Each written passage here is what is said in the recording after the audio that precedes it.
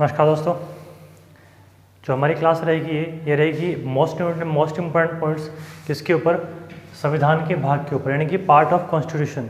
संविधान के कुल कितने भाग हैं, क्लियर। संविधान के कुल कितने भाग, उससे पहले आपको समझना क्या होगा कि जो हमारा संविधान था वो संविधान किस तरह से लिखा गया, संविधान है क्या। तो आप जानते हैं कि संविधान एक किताब है हमारी, जिसमें क्या लिखा हुआ आपका 395 अनुच्छेद। मैं बात कर रहा हूँ मूल संविधान की। जो हमारा मूल संविधान था उसमें 395 अनुच्छेद है, भाग कितने हैं, 22 भाग थे, और अनुसूची कितनी थी, 8 थी।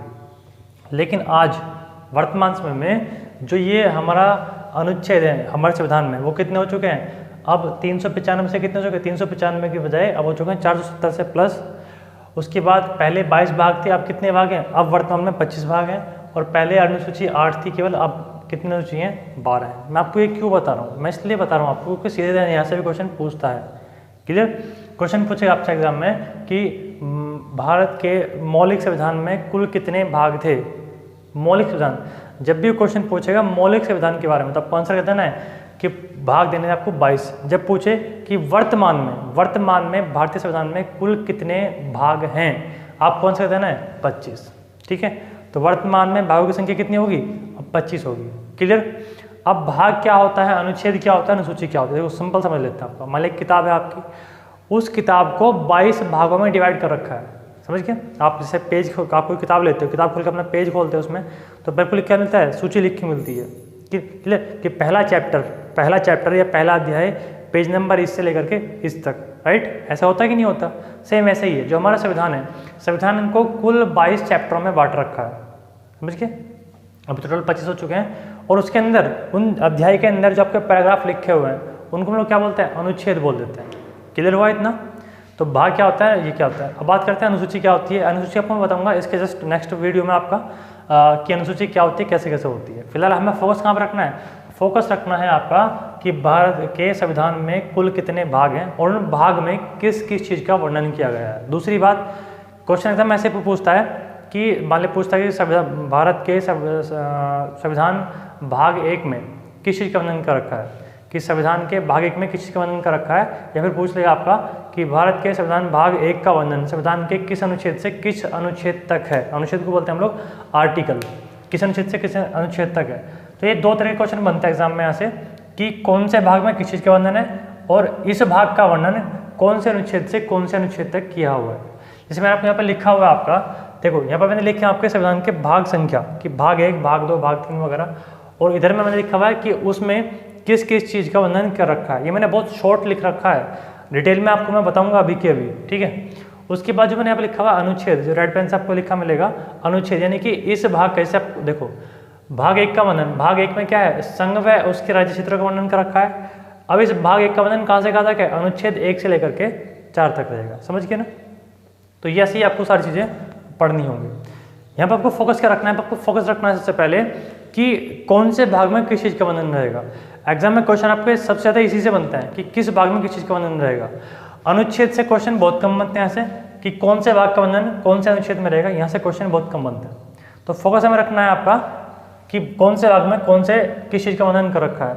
अब बात रही डिटेल की, तो देखो दोस्तों, हम इन सभी भागों को, जबकि 25 के 25 भाग रहेंगे, वर्तमान में कुल कितने भाग हैं, वर्तमान में जो भाग हैं वो हैं हमारे 25, ठीक है। हम इन 25 के 25 भाग को डिटेल में पढ़ेंगे, फुल डिटेल में। लेकिन आज मैं फोकस कहाँ पर रखना है, बस केवल शॉर्ट पर फोकस रखना है कि पहले हम जान लेते हैं कि भाग कौन कौन से हैं, ठीक है। बस इतना आपको जान लेना है।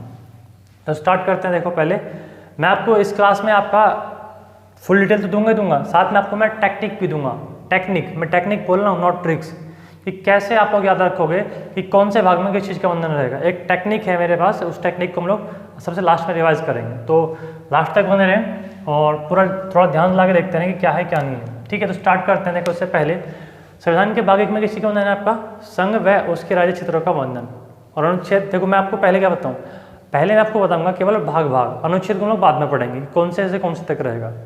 तो भाग 1 संघ व उसके राज्य क्षेत्र का वर्णन, मतलब क्या है इसका, कि भारत है, एक देश है, और भारत देश जो बनता है किससे मिलकर बनता है, आपका 28 राज्य और आपके 8 यूटी से मिलकर बनता है। यानी कि भारत में क्या है, 28 राज्य है तथा 8 केंद्र शासित प्रदेश हैं। तो उन सभी का जो वर्णन कर रखा है कौन सा में कर रखा है, आपका भाग 1 में कर रखा है। इस भाग को नहीं, हम हर एक भाग को डिटेल में पढ़ेंगे। मैं आपको फिर दोबारा रिपीट कर रहा हूँ, हम इन सभी भागों को फुल डिटेल में पढ़ेंगे, बट मैं फोकस कहाँ पर रखना है फिलहाल, कौन से भाग में किसी का वर्णन रहेगा, मोटा मोटी पढ़ना आपको बस, क्लियर। तो भाग 1 संघ में इसका क्षेत्र का वर्णन, भाग 2 नागरिकता का वर्णन, ठीक है, भाग 2 नागरिकता का वर्णन, ठीक है। यानी कि आप देखते हो कि जब हमारा संविधान लिखा जा रहा था तो हमारा संविधान लिखते समय, हमारा संविधान लिखा कब गया था, 1946 में लिखना शुरुआत हुआ था और आपका 26 जनवरी 1950 को इसको लिखना फाइनल हो चुका था हमारा। तो आप जानते हो कि उस समय क्या था, हमारे भारत जो गुलाम था, किससे गुलाम था, अंग्रेजों का गुलाम था। और उस समय क्या हुआ था, हमारे भारत का बंटवारा हुआ था, किस रूप में, उसमें बंटवारा होता हमारा पाकिस्तान के रूप में। तो जब भारत और पाकिस्तान का बंटवारा हो रहा था तो उस समय जरूरत ये थी ना कि कौन सा देश, कौन सा नागरिक किस देश का नागरिक रहेगा, वो भारत का रहेगा या उसका रहेगा। तो ऐसे नागरिकता किसको मिलेगी, कैसे कैसे मिलेगी, उन सब कौन से मिलेगा, भाग 2। उसके बाद बात करते हैं हम लोग भाग 3। भाग 3 में क्या रहेगा आपका, मौलिक अधिकार, कि अगर कोई देश है, देश में रहने वाले लोग हैं तो उन लोगों के अधिकार भी तो कुछ ना कुछ होंगे, कि अगर वो इस देश में रह रहा है, भारत में रह रहा है, तो भारत में रहने के बाद में उसको क्या क्या फैसिलिटी भारत सरकार देगी, समझिए ना, कौन कौन सी पावर उसको मिलेंगी, तो उसको हम लोग क्या बोलते हैं, मौलिक अधिकार। मोस्ट इंपोर्टेंट रहेगा, बहुत बार एग्जाम में क्वेश्चन पूछता है कि मौलिक अधिकार का वर्णन कौन से भाग में रहेगा, तो भाग कौन सा में रहेगा, भाग 3 में रहेगा, ठीक है। अब मैं आपको एक चीज़ बता देता हूँ आपका कि जो मौलिक अधिकार है, मौलिक अधिकार हमने जो कॉपी किए हैं वो किए हैं हमने अमेरिका के संविधान से। कहाँ से कॉपी किए हैं, अमेरिका के संविधान से। कहाँ से लिए हमने, ये अमेरिका से लिए, ठीक है। ये पॉइंट आपका थोड़ा ध्यान रख लेना है। उसके बाद नेक्स्ट चलते हैं आपका भाग 4, राज्य के नीति निषेध तत्व, इसको इंग्लिश में हम लोग बोलते हैं directive principle of state policy. Directive principle of state policy, राज्य के नीति निषेध तत्व, कहीं आपको लिखा मिलेगा सिद्धांत, तत्व कहूँ सिद्धांत कहूँ, बात एक ही रहेगी, ठीक है। ये क्या होते हैं जी, भाग 4 में क्या बोल रखा है, ये बोल रखा है डीपीएसपी, और इसका मतलब क्या होता है, यानी कि जो स्टेट है हमारे, जो हमारे 28 राज्य हैं, पहले तो बहुत ज़्यादा थे, अब 28 है हमारे जो स्टेट्स हैं, इस स्टेट्स अपने यहाँ पर रहने वाले नागरिकों के लिए, जैसे मान लो मैं यूपी का हूँ यार, तो यूपी की सरकार मेरे लिए क्या क्या काम करेगी, समझिए, हरियाणा सरकार हरियाणा वालों के लिए क्या काम करेगी, मध्य प्रदेश सरकार मध्य प्रदेश वालों के लिए क्या काम करेगी, छत्तीस, तो ऐसे ही मतलब ये सारी जो चीज़ें रहेंगी आपका वो भाग 4 में आती है, ओके। भाग 4 कै, भाग 4 कै में क्या रहेगा आपका, मौलिक कर्तव्य रहेंगे, मौलिक कर्तव्य। अब मौलिक कर्तव्य, अब देखो जहाँ भी आपका जुड़ जाए कै या ए, मैं यहाँ पर क्या लिख सकता हूँ, कै की जगह ए भी लिख सकता हूँ और ए की जगह यहाँ पे फर्स्ट भी लिख सकता हूँ, कुछ भी लिखा मिल जाऊँ बात एक ही रहेगा, कै लिखूँ ए लिखूँ या फर्स्ट लिखूँ बात एक ही रहेगी। क्यों, क्योंकि एग्जाम में काफी बार क्या मिलता है आपको, उसके संविधान का भाग 4A, राइट। अब 4A कहते हैं, आप समझ जाओगे यार जी मैंने तो क्या पढ़ा था, अब यहाँ पर लिखा हुआ रहा है, तो ये क्या है, तो क्या कहूँ, ए कहूँ या फर्स्ट कहूँ बात एक ही रहेगी। मौलिक कर्तव्य, मौलिक कर्तव्य से मतलब क्या होता है कि जो सरकार ने हमें पावर दे दी, राज्य ने हमें हमारी फैसिलिटी दे दी, अब हमारी तो कुछ ड्यूटी बनती नहीं बनती, देश के प्रति कुछ करने की, राज्य के प्रति कुछ करने की, वही तो जो एक नागरिक के कर्तव्य बनते हैं अपने देश के प्रति, अपने समाज के प्रति करने का, उन्हीं सभी का वर्णन किसमें कर रखा आपका, मौलिक कर्तव्य में किया हुआ है, क्लियर। अब देखो जब भी कोई चीज़ जुड़ जाए संविधान में, ये पहले नहीं थी कि कब जोड़ी गई, भाग 4 जो जोड़ा गया वो जोड़ा गया 42वें संविधान संशोधन 1976 के द्वारा जोड़ा गया।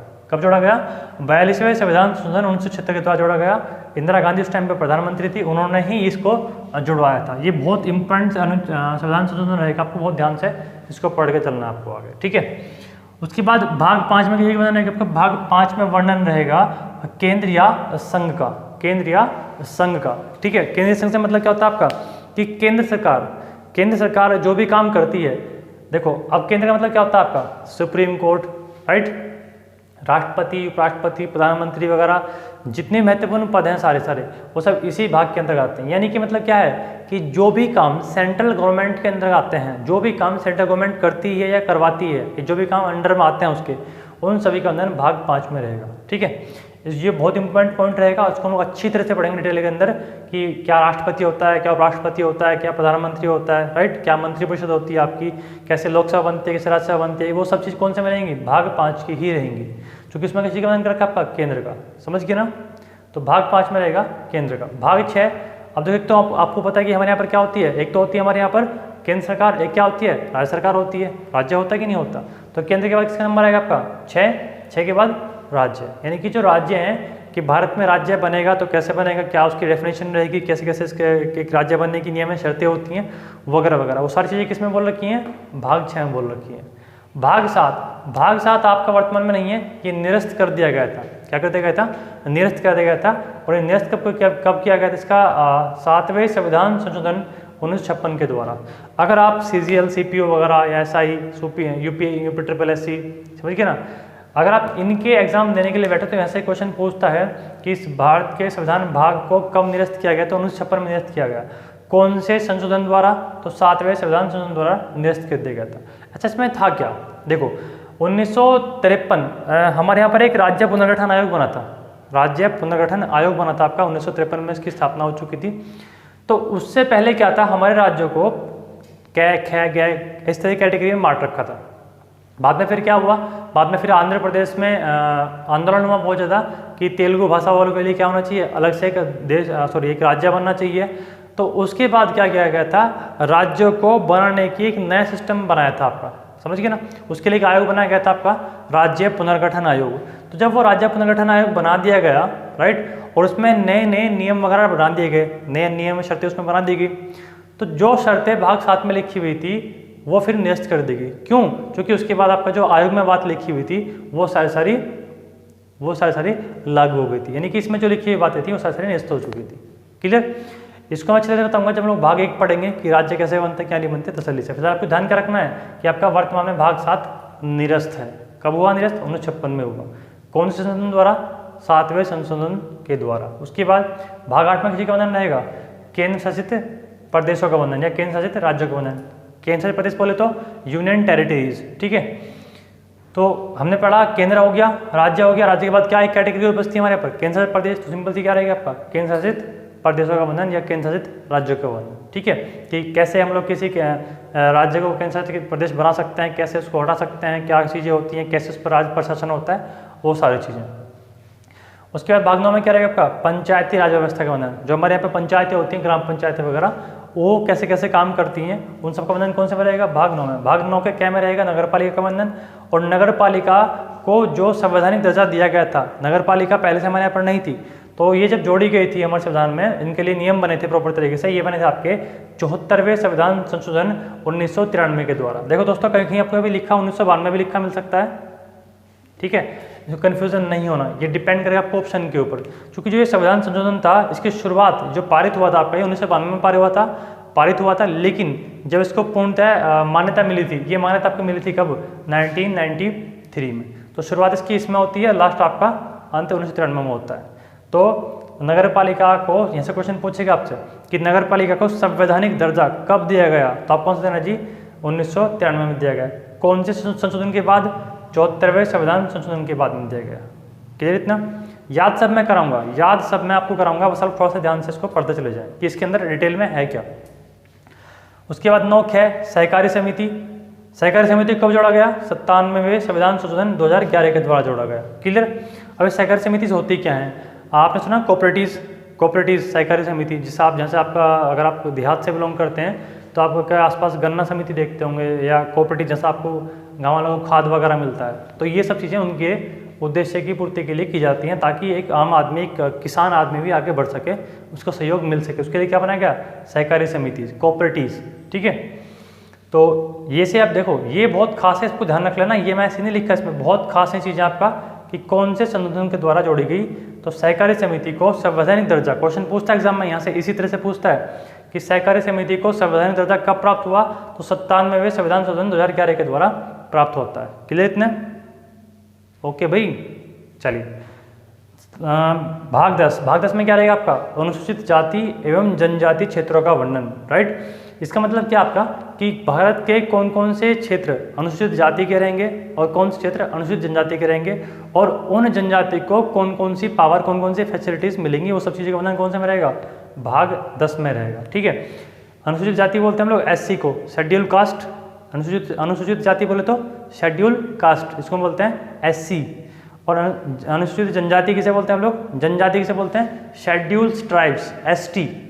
इसको तो बोलेंगे हम लोग ST, और इसको बोलेंगे हम लोग SC, schedule caste and schedule tribes. तो कौन से में रहेगा, भाग 10 में रहेगा। भाग 11 में क्या रहेगा, केंद्र व राज्य के बीच संबंधों का वर्णन, कि किस तरह से केंद्र सरकार अलग काम करती है, राज्य सरकार अलग काम करती है, लेकिन किस तरह से उनके बीच का कोऑर्डिनेशन होगा, उस कोऑर्डिनेशन किस किस तरीके से होंगे, ऐसे ही कौन सा भाग में बोल रखा है, भाग 11 में बोल रखा है। ओके, इतना चले आगे। चलिए अभी अगर आपको यहाँ पे एक स्क्रीनशॉट लेना हो तो आप एक स्क्रीनशॉट ले लीजिए पहले।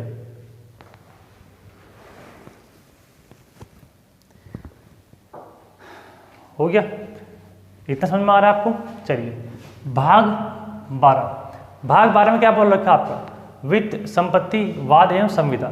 अगर किसी प्रकार का कोई वाद विवाद होता है संपत्ति को लेकर, किसी चीज को लेकर के केंद्र राज्य के बीच में कोई भी वाद विवाद होता है तो कौन से भाग में आएगा, उसका भाग 12 में रहेगा। ठीक है जी।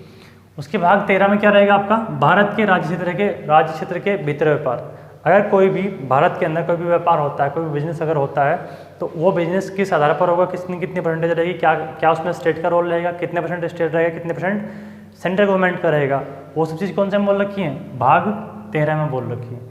आप इनके चक्कर में ना पड़े, सर जी ये क्या है, समझना कुछ नहीं आ रहा, इसके अंदर क्या है, इसके अंदर क्या है मैं आपको स्टेप बाय स्टेप लेके चलूँगा हर एक भाग के अंदर। फिलहाल आपको फोकस रखना है बस कि कौन से भाग में किस चीज़ का बंधन मैं बोल रहा हूँ आपको। ओके, उसके बाद भाग 14 में क्या बोल रखा है आपका जी, केंद्र व राज्य के अधीन सेवाएं, केंद्र व राज्य के अधीन सेवाएं। भाग 14 आप देखते होंगे आपकी जो यूपीएससी, आईएएस, आईपीएस, पीसीएस वगैरह की जो जॉब्स निकलती हैं, समझ गए ना, वो सारे जॉब्स कौन निकलती है आपका, आईएएस की जो पोस्ट निकलती हैं वो कौन निकलता है आपका, केंद्र सरकार निकालती है, केंद्र सरकार के अंडर में होती है। यूपीएससी भी केंद्र सरकार अंडर में रहेगी आपकी, मतलब वही यूपीएससी आईएएस बात एक ही है। स्टेट गवर्नमेंट के अंदर क्या आती है, हमारे उत्तर प्रदेश लोक सेवा आयोग है, ऐसे बिहार लोक सेवा आयोग वगैरह वगैरह, झारखंड लोक सेवा आयोग अलग अलग होते हैं आपके, मध्य प्रदेश लोक सेवा आयोग अलग अलग होता है। तो उन्हीं चीज़ों का जो वर्णन कर रखा है कि कैसे कैसे वो अपॉइंट नियुक्ति निकालेंगे, कैसे कैसे उनकी भर्ती करेंगी, उन्हीं सभी प्रक्रिया का वर्णन कौन सा में रहेगा, भाग 14 में रहेगा। ठीक है जी। संघ लोक सेवा आयोग, उत्तर प्रदेश लोक सेवा आयोग, बिहार लोक सेवा आयोग वगैरह वगैरह वो सारे कौन से में रहेगा, भाग 14 में रहेगा। अधिकरण मतलब क्या होता है आपका, भाग 14 का क्या में जोड़ा गया इसको, अधिकरण हम बोलते हैं ट्रिब्यूनल को, ट्रिब्यूनल बोलते हैं इंग्लिश में इसको।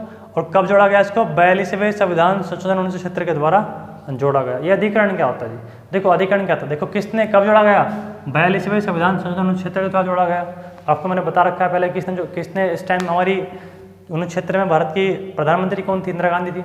तो ये इंदिरा गांधी द्वारा संशोधन करके जुड़वाया गया था। अब इसमें था क्या, इसमें देखो था, अधिकरण से मतलब होता है आपका कि एक वह पर्टिकुलर क्षेत्र, देखो इसकी डेफिनेशन बहुत अलग अलग है, अलग अलग जगह पर अलग अलग प्रकार की डेफिनेशन आती हैं।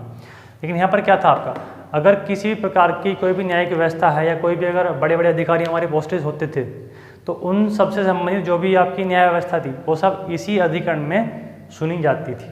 समझ गए ना, जो बड़े बड़े आपके पोस्टेज होती थी उनसे संबंधित न्याय का काम कौन करता था आपका, यही अधिकरण करता था। समझ गए।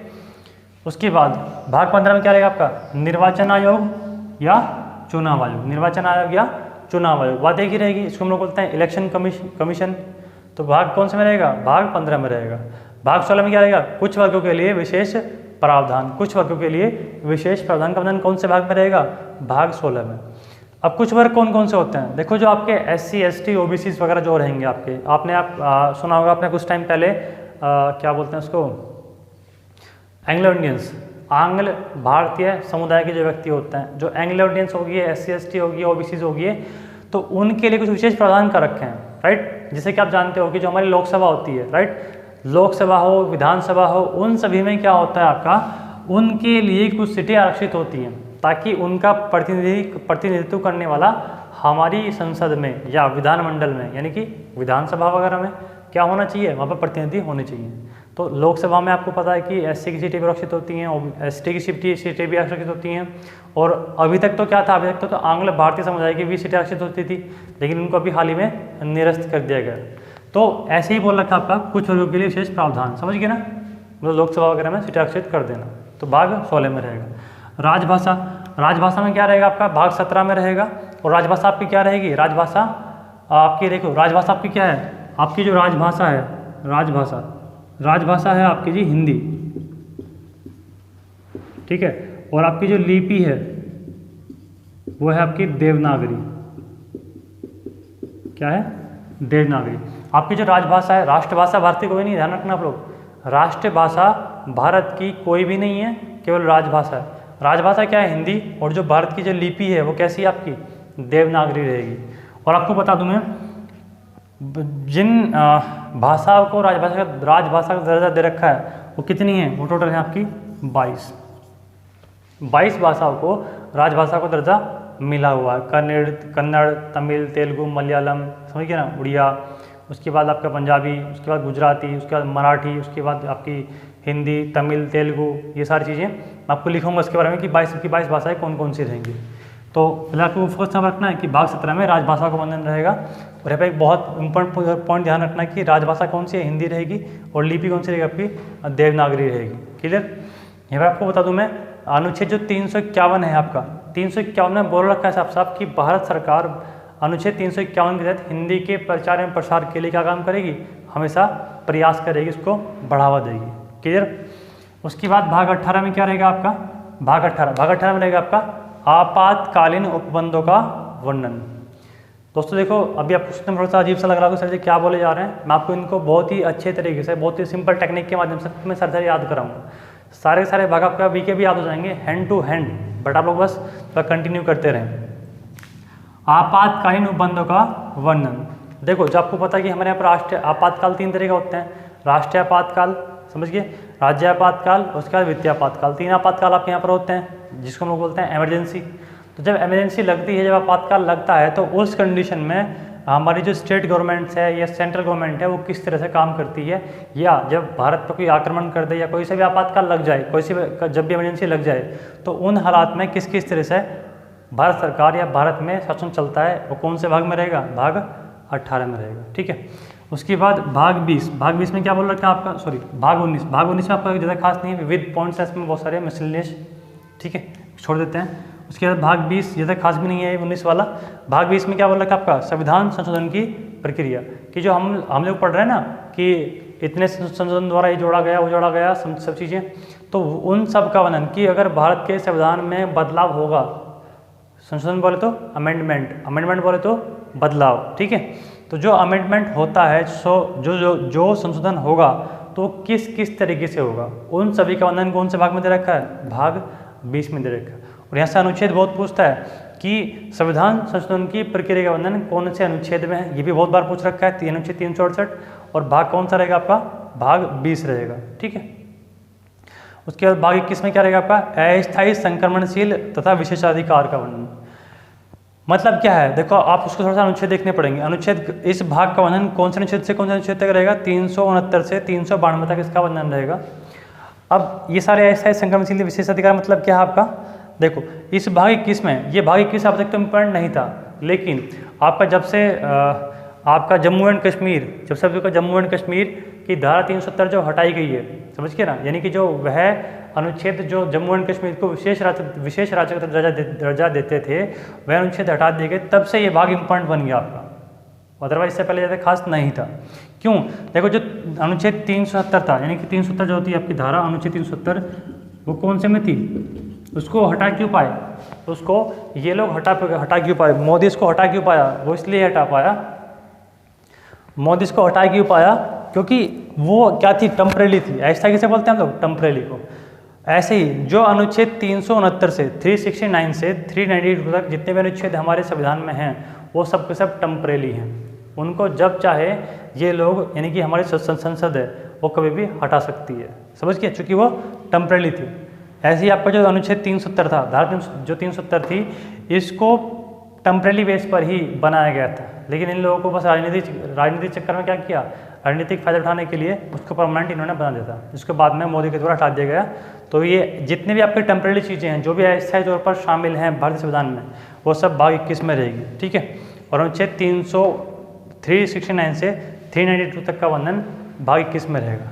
उसके बाद भाग 22 क्या बोलता है आपका? संक्षिप्त नाम, प्रारंभ एवं निरसन आदि।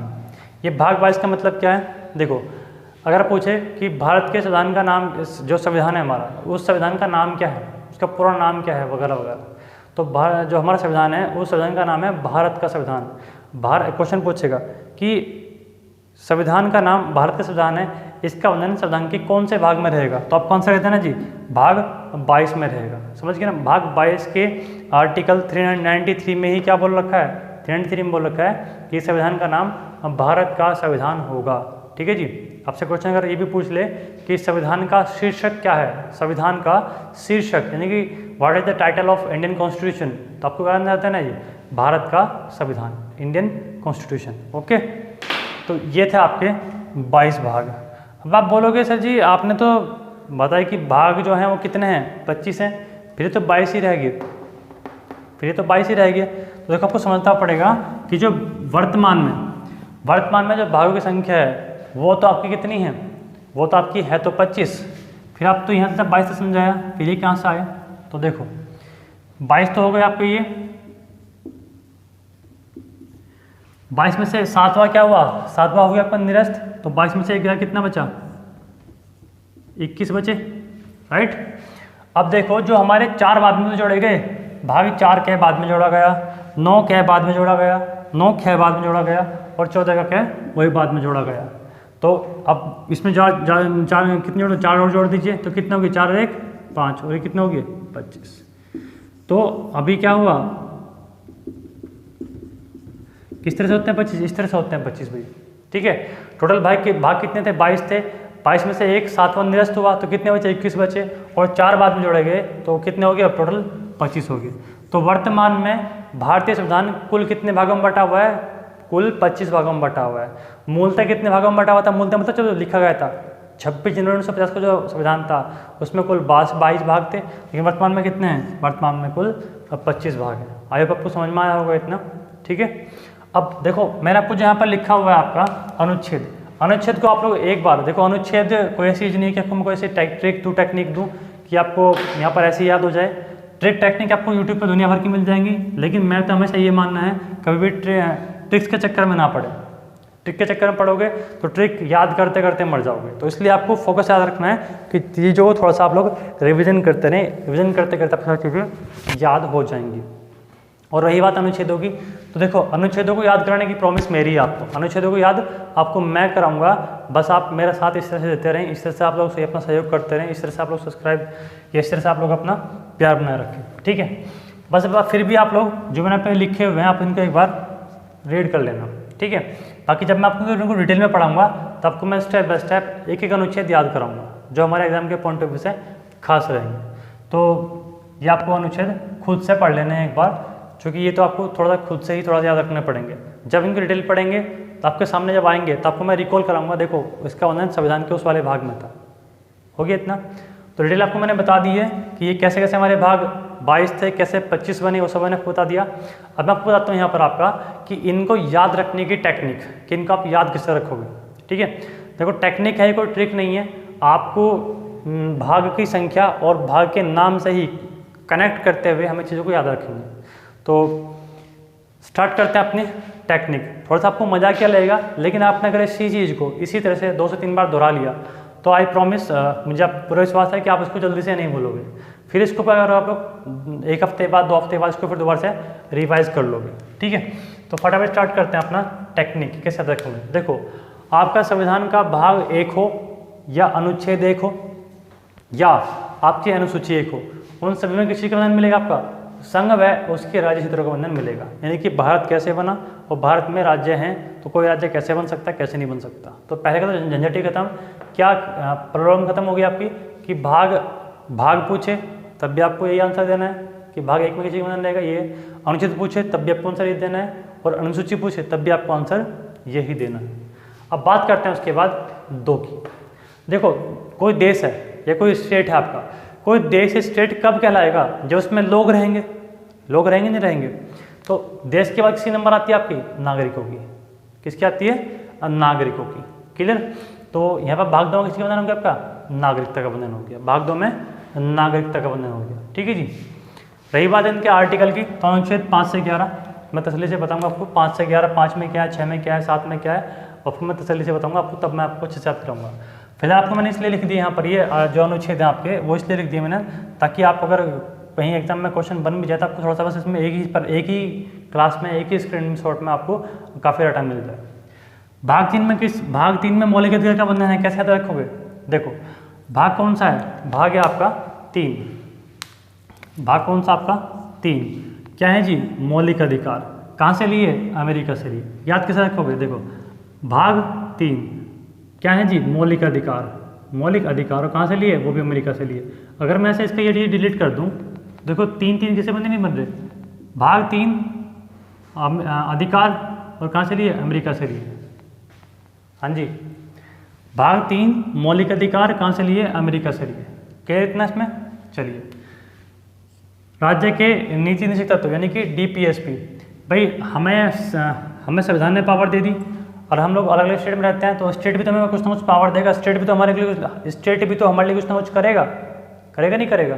तो जो स्टेट करेगा हमारे लिए, उन सभी चीज़ों का किसी में रहेगा? भाग 4 में रहेगा। याद कर रखोगे क्या? 2-4 फैसिलिटी तो हमें कौन देगा? 2-4 फैसिलिटी तो हमें हमारा स्टेट भी देता है। समझिए, जैसे आप जानते हो कि हमारे यहाँ पर एम्बुलेंस फ्री में आती है, राइट। हमारे यहाँ पर जो बड़े बुजुर्ग होते हैं उनको विधवा पेंशन या फिर वृद्धावस्था पेंशन फ्री में मिलती है, मिलती कि नहीं मिलती?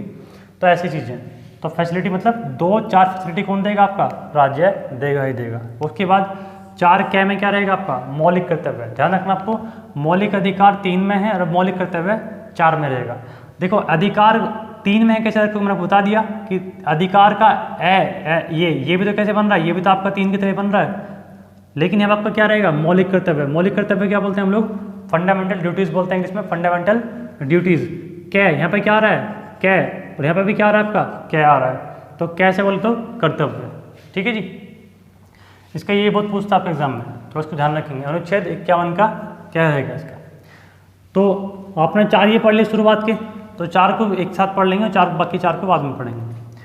तो देश बन गया, देश में नागरिक होगी, नागरिकों के अधिकार हो गए। उसके बाद जो राज्य होता है, राज्य भी कुछ ना कुछ पावर, राज्य कुछ ना कुछ फैसिलिटी देगा, वो बात होगी। और फिर यहाँ पर मौलिक कर्तव्य मतलब क्या होता है? मौलिक कर्तव्य मतलब होता है आपका कि हमारे जो ड्यूटीज़ बनती हैं देश के प्रति या अपने समाज के प्रति कुछ करने की, वो कौन से में रहेगा आपका? भाग 4 क्या में रहेगा। अब यहाँ से शुरुआत होती है आपकी कि चलो ये तो हो गया सब चीज़ें ठीक ठाक। अब उसके बाद आपका बात करते हैं स्टेप बाय स्टेप। ठीक है, तो भाग 5 में क्या रहेगा? केंद्र। आपको पता है सबसे बड़ी गवर्नमेंट कौन सी होती है? केंद्र सरकार होती है आपकी। और केंद्र सरकार के अंडर में जो भी चीज़ें आती हैं वो कौन से में रहेगा? भाग 5 में रहेगा। केंद्र है तो उसके बाद कौन सी स्टेट आती है? हमारे राज्य सरकार आती हैं, राइट। उत्तर प्रदेश, बिहार, उत्तर प्रदेश, बिहार हो गया, छत्तीसगढ़, आपका मध्य प्रदेश, राजस्थान, हरियाणा, पंजाब, वो सारी चीज़ें। तो वो सब चीज़ के बंधन कौन से में रहेगा? भाग 6 में रहेगा। मैंने आपको बताया कि 7 तो हो चुके आपके निरस्त, कब हुआ? 7वें संविधान संशोधन 1956 के द्वारा हुआ। भाग 8 में क्या है? केंद्र शासित प्रदेश यानी कि यूनियन टेरिटरीज। यूनियन टेरिटरीज, ठीक है। अब आपसे देखो मैं क्वेश्चन पूछता हूँ यहाँ से, अगर आपको 2 ऑप्शन मिलते हैं, अगर आपको यहाँ पर 2 ऑप्शन मिलते हैं कि आप चंडीगढ़ पुलिस की नौकरी करना चाहोगे या आप करना चाहोगे यूपी पुलिस की नौकरी, या फिर मैं दूसरा ऑप्शन पूछता हूँ कि आप दिल्ली पुलिस की नौकरी करना चाहोगे या यूपी पुलिस की नौकरी करना चाहोगे, राइट। तो आप में से मैक्सिमम लोगों का आंसर क्या होगा कि जी मैं तो दिल्ली पुलिस की नौकरी करना चाहूँगा। क्यों? दिल्ली पुलिस की नौकरी बढ़िया है, दिल्ली पुलिस की नौकरी बढ़िया है, अच्छी है। तो अब देखो ऐसे कैसे कनेक्ट करना है हमको कि जो अब दिल्ली पुलिस क्या है? दिल्ली क्या है हमारा? दिल्ली हमारा एक यूनियन टेरिटरीज है। दिल्ली क्या है हमारा? यूनियन टेरिटरीज है, केंद्र प्रदेश है। और जितने भी हमारे यहाँ पर केंद्र प्रदेश हैं, अभी वर्तमान में कितने हैं? 8 हैं। वर्तमान में कितने हैं? 8। जितने भी केंद्र प्रदेश हैं उनके अंदर कुछ स्पेशल पावर्स दे रखी होती हैं, वहाँ पर रहना सभी को अच्छा लगता है। और उनके जो पावर्स हैं वो स्टेट के मुकाबले ज़्यादा हैं। किधर ना आपका? तो कैसे याद रखोगे? देखो यहाँ पर क्या आ रहा है आपको? 8 आ रहा है। क्या आ रहा है जी? 8। और 8 को मैं क्या कनेक्ट करना है? हमें 8 को कनेक्ट करना है ठाठ से, कि जितने भी केंद्र प्रदेश हैं हमारे उन सब के ठाठ ही अलग हैं। ठाठ ये कहते हैं ना, जाट के ठाठ ही अलग हैं भाई, राइट ना। जाटों के ठाठ ही अलग हो, वही वाली बात यहाँ पर कि जी जो केंद्र प्रदेश हैं उनके तो ठाठ ही अलग हैं। अब ठाठ सबको क्या पकड़ना है? ठाठ सबको पकड़ना है जी 8। ठाठ से क्या पकड़ना है? 8 8 8 ठाठ 8 ठाठ 8 ठाठ, इस तरह से। तो यूनियन टेरिटरीज का वर्णन कौन से में रहेगा आपका? आपका 8 में रहेगा। क्लियर ना? 8 मतलब ठाठ। और केंद्र प्रदेशों के ठाठ ही अलग होते हैं। दिल्ली पुलिस की बात अलग होती है भाई, चंडीगढ़ पुलिस की बात अलग होती है। दिल्ली पुलिस की वैल्यू ज़्यादा होती है कि नहीं होती, राइट। आप भी हो, मैं कहाँ का रहने वाला? दिल्ली को रहने वाला। तो दिल्ली के रहने वाले से क्या होती है? यार तो दिल्ली में रहना है, तो कहाँ का रहता है? मैं चंडीगढ़ में रहता हूँ। और आपसे हमसे कोई पूछे मैं तो यहाँ का हूँ, मैं तो वहाँ का हूँ, तो छोटा छोटा समझ लेते हैं। खैर आगे चलते हैं। भाग 9 में क्या है? पंचायत। भाग 9 में क्या रहेगा आपका? पंचायत। अब देखो जो पंचायत होती हैं, अभी देखो अभी हाल ही में हमारे यूपी में कुछ चुनाव हुए। किसी चुनाव हुए? ग्राम प्रधान के चुनाव हुए। उन चुनाव के कहते हैं पंचायती चुनाव कहते हैं, कहते हैं। अब देखो यहाँ पे भाग कौन सा है, भाग कौन सा रहेगा, भाग आपका रहेगा 9, भाग क्या रहेगा आपका 9। तो भाग 9 में क्या बोल रखा है आपका, भाग 9 में क्या बोल रखा है आपका, भाग 9 में बोल रखा है जी पंचायती चुनाव का वर्णन। याद कैसे रखोगे, देखो याद रखना बड़ा सिंपल है इसको। 9 को हम लोग ऐसे ना लिख करके हम लोग 9 को लिखेंगे 9 ऐसे NO 9।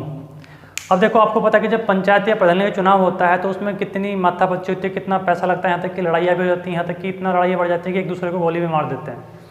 अब सिंपल मुझसे वाला बंदा अगर कोई पूछे कि भाई क्या तू पंचायत का चुनाव लड़ेगा, प्रधानी चुनाव लड़ेगा, बल्कि भाई हमारा तो मन पढ़ाई में ही है, हमें नहीं लड़नी चुनाव के प्रधानी, या हमें नहीं लड़ना प्रधानी का चुनाव, हम तो यहीं खुश हैं।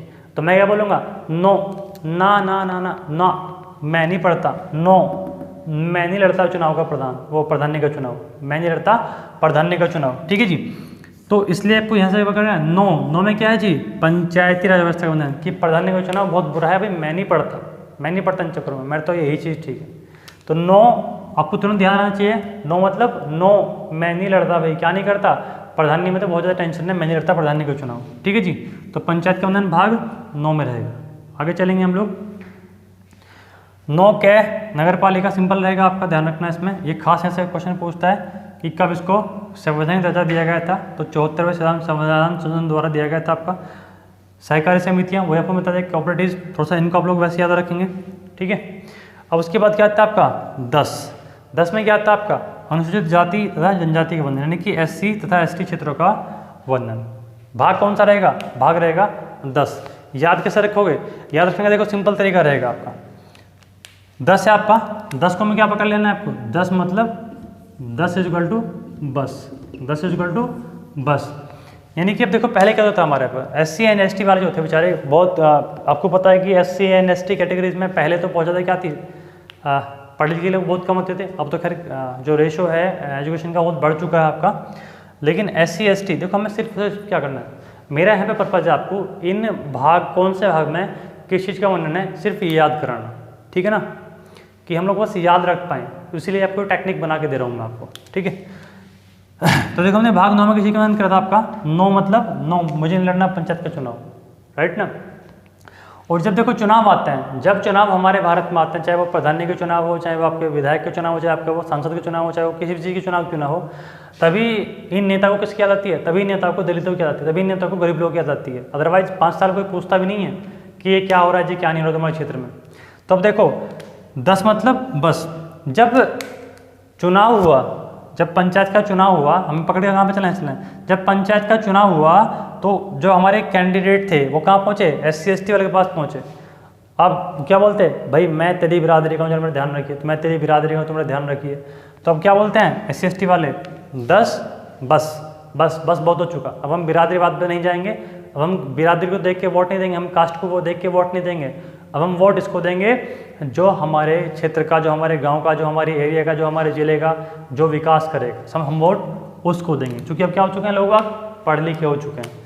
तो 10 मतलब बस, 10 बस। अब SC ST वाले क्या बोल रहे हैं, जितना पागल बनाना था आपने हमारा बना लिया, अब हम पागल बनने वाले नहीं हैं। अब हमें समझ आ चुकी है कि जाति के आधार पर नहीं, हम वोट देंगे किस आधार पर, हम वोट देंगे आपको किसके आधार पर, जो हमारे विकास करेगा, जो सही आदमी होगा। तो 10 मतलब बस, SC ST ने क्या है 10 मतलब बस, अब हम पागल नहीं बनेंगे।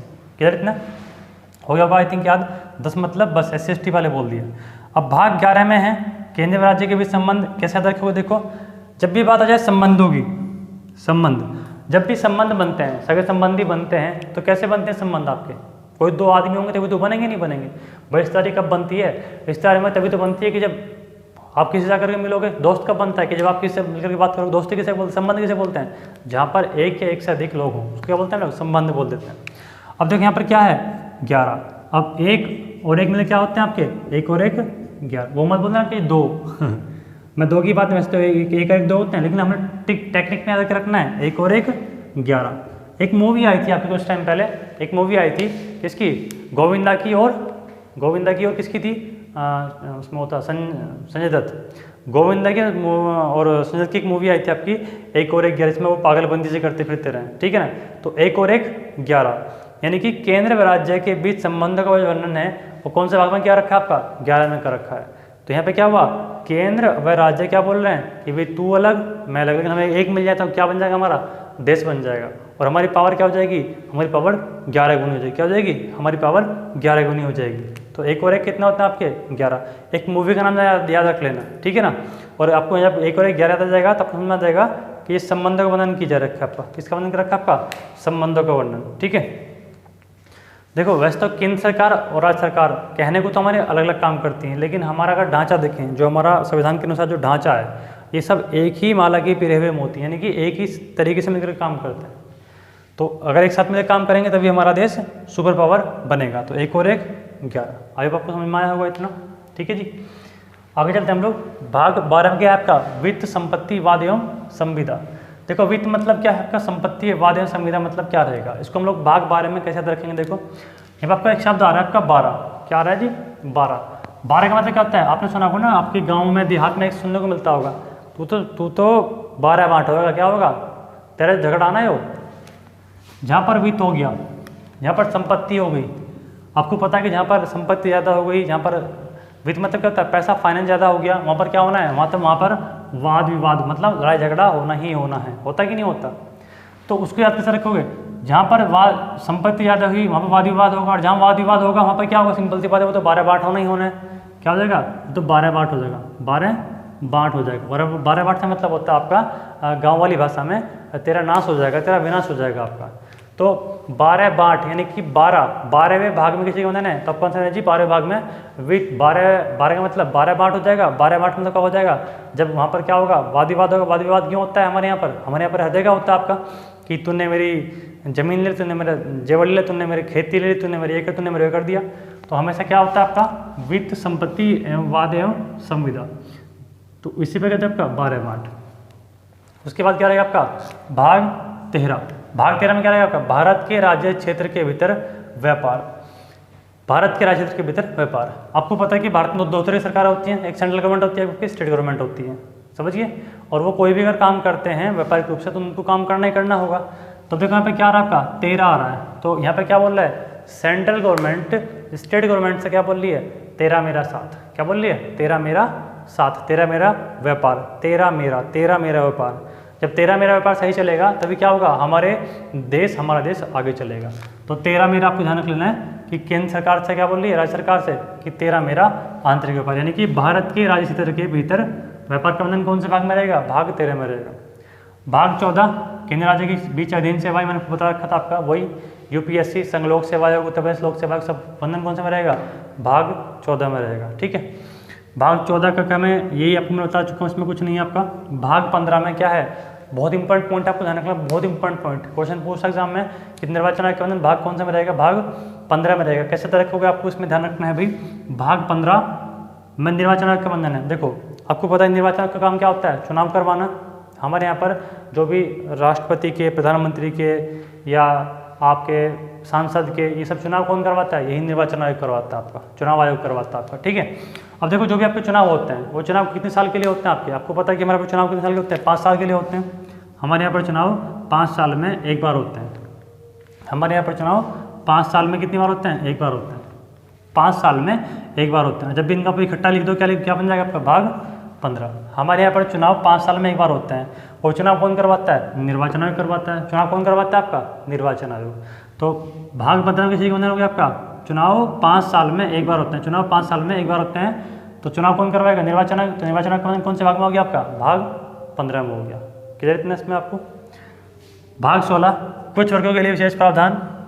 मैंने आपको बता दिया था आपका कि वही चीज़ें कि जो हमारे ST SC ST और OBC जो हमारे विधानसभा में, समझ गए, विधानसभा में या लोकसभा में जो उनके लिए सीटें आरक्षित की जाती हैं, वही आपका भाग 16 में रहेगा। क्लियर इतना। भाग 17 में क्या होता है आपका, राजभाषा का बंधन। राजभाषा मतलब क्या होती है, जो हमारी भाषा, जो हमारे यहाँ पर आधिकारिक भाषा का दर्जा दे रखा है। कितनी भाषाएं, 22 भाषाएं बता दूंगा आगे भी। अभी भाग 17 में राजभाषा का बंधन रहेगा, तो इसको याद कैसे रखोगे। देखो भाग 17, आप पंजाबी में 17 को क्या बोलोगे, 17। भाग 17 को पंजाबी में क्या बोलते हैं, 17 बोलते हैं। या फिर आप देखो, जब भी आपके घर में आप भाई बहन होंगे, तो भाई बहन जब भी आपस में लड़ते हैं तो बहन क्या बोलती है, भाई तेरी बात नहीं मुझे बहुत सता रही, तूने मुझे बात बोली, तेरी बात मुझे बहुत सता रही है, तेरी बात मुझे बहुत सता रही है, राइट। या फिर 2 जोड़े होते हैं, जोड़े, अरे वही तो जोड़े होते हैं तो क्या बोलते हैं फ़ोन पे, भाई तेरी भाषा आज बहुत सता रही है, तेरी भाषा ने, तेरी लैंग्वेज ने, तेरी आज भाषा बहुत सता रही है, ऐसे ना बोल लगा, ऐसे ना बोल लगा। सुना होगा ना आपने, बहुत सी बात सुना होगा आपने कि तेरी भाषा, तेरी लैंग्वेज बहुत सता रही है। वो तो सतारी शब्द को पकड़ लेना है, क्या सतारी मतलब सतारा। अब क्या सता रही है, भाषा। आपको समझ में क्या जाना चाहिए, राजभाषा। तो राजभाषा का बंधन कौन से में रहेगा, भाग 17 में रहेगा, सतारा, सतारी, सतारा, सतारी, ठीक है। उसके बाद भाग का 18 रहेगा। 18 में क्या रहेगा आपका, आपातकालीन उपबंधों का वर्णन, कि आपातकाल स्थिति में भारत में किसी तरह से पूरी शासन व्यवस्था चलेगी। कौन से भाग में रहेगा, भाग 18 में। देखो सिंपल याद रखने का तरीका रहेगा आपका, भाग क्या है 18। आपको पता है कि जो हमारे यहाँ पर लड़कियों की शादी करने की आयु है, न्यूनतम आयु कितनी है, 18 साल है, लड़कों की 21 साल है। अगर कोई माँ बाप या कोई अगर अड़ोसी पड़ोसी आपका अगर अपनी लड़की की शादी 18 साल से पहले कर रहा है तो उसके खिलाफ कानूनी कार्रवाई हो सकती है। तो अगर किसी लड़की की शादी 18 साल से पहले वो कर रहा है तो उसके ऊपर क्या सकती है, 18 साल से पहले करने पर, किसी लड़की की शादी 18 साल से पहले करने पर अगर उसके माता पिता के खिलाफ कोई अगर कहीं पे केस कर दे तो उसके खिलाफ क्या सकती है, आपातकालीन स्थिति बन सकती है। क्या बन सकती है, आपातकालीन स्थिति बन सकती है। लड़की की शादी 18 साल से पहले करने पर अगर उसके माँ बाप के खिलाफ कोई क्या कर दे, केस कर दे, तो उसके घर पे क्या बन सकती है, आपातकाल की स्थिति बन सकती है। सिंपल याद रखना, 18 से कम लड़की, उस पर कोई भी केस कर सकता है, उस पर आपातकाल की स्थिति आ सकती है। क्लियर इतना हो गया। 19 में भी रहेगा, ज़्यादा खास नहीं है। 20 में क्या रहेगा आपका, संविधान संशोधन की प्रक्रिया, ठीक है। ये आपको थोड़ा इसमें ध्यान रख लेना है। एक मिनट भाई, संविधान संशोधन की प्रक्रिया हमारे कौन से में रहेगी, भाग 20 में रहेगी। दोस्तों इसका जो अनुच्छेद रहता है वो अनुच्छेद बहुत पूछता है एग्जाम में आपसे कि कौन से अनुच्छेद के तहत संविधान संशोधन की प्रक्रिया की जाती है। और भाग कौन सा रहेगा, भाग 21 अस्थायी संगम से, और भाग 22 में गया आपका ये, ठीक है। तो ये मैंने आपको याद करा दिया जो महत्वपूर्ण आपके जो भाग थे और कौन से भाग में किसी का बंधन रहेगा, सारी चीज़ें। अब मेरी इस बताई हुई टेक्निक को आप एक बार थोड़ा सा इसी वीडियो को आप लोग कम से कम 2 बार देखेंगे, और 2 बार देखने के बाद इसी तरह से इस वीडियो को समझने की कोशिश करेंगे, सिंपल इसी भाषा में, सिंपल इसी तरीके से। अगर आप ऐसा करोगे तो मुझे पूरी उम्मीद है आपको भाग भी याद होंगे 100% और आपके सब चीज़ें याद होती चलेंगी। अब देखो याद करने का सिंपल तरीका क्या रहेगा, देखो भाग 9 में क्या बोलता है आपका, भाग 9 में बोलता है आपका कि सब भाग 9 में क्या बोला है, नो मुझे नहीं, नो मुझे नहीं लड़ना चुनाव, क्या नहीं चुनाव लड़ना, मुझे पंचायत का चुनाव नहीं लड़ना, बहुत लट मारी हो, मुझे नहीं लड़ना भाई, उसमें तो मार भी दें लोगों को। भाग 11 में क्या है, भाग 11 में रहेगा आपका केंद्र व राज्य के बीच संबंध, 1 और 1 11। अगर केंद्र सरकार राज्य सरकार एक करके मिल जाए तो क्या हो जाएगी, उसकी पावर 2 गुना नहीं 11 गुना हो जाएगी, समझ गया। अब पूछेगा निर्वाचन आयोग कौन से भाग में रहेगा, भाग 15 में रहेगा। भाग 15 मतलब चुनाव 5 साल में एक बार होते हैं, चुनाव 5 साल में एक बार होते हैं, तो 5 और 1 कितना हो गया आपका 15, तो भाग 15 में हो गया ये 17 में क्या है आपका, तेरी भाषा बहुत सता रही है, तेरी भाषा बहुत सता रही है। तो सतारी मतलब क्या, सता रही है तेरी भाषा, यानी कि राजभाषा कौन से में रहेगा आपका, भाग 17 में रहेगा। भाग 12 अगर इसी तरह से तुम्हारे अंदर वित्त को लेकर के, संपत्ति को लेकर वाद विवाद रहा, वित्त को लेकर संपत्ति को वाद विवाद रहा, तो क्या होगा आपका, यहाँ पर तो 12 बांट हो जाएगा, ठीक है। उसके पूछेगा भाग 3 में किसी का बंधन रहेगा आपका, तो मौलिक अधिकार का ए भी ऐसे बनता है, भाग 3 भी ऐसे बनता है। कहाँ से लिया हमने ये, अमेरिका से लिया। क्लियर इतना। तो आपको इस तरह से चीज़ें वीडियो को 2 बार कम से कम देखनी है, और मुझे पूरी उम्मीद है कि आपको ये 100% याद हो जाएगा। दोस्तों इसी तरह से हंसते रहें, मुस्कुराते रहें, keep smiling and keep learning. नमस्कार।